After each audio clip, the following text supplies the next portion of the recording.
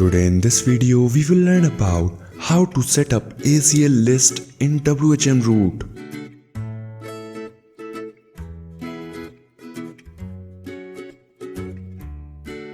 For that, log into WHM root and then go to Resellers.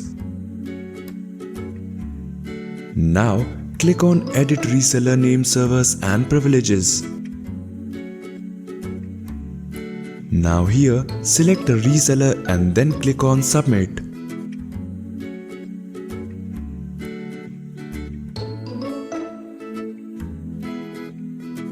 Now under this page you will find several privileges like account information, account management and other details.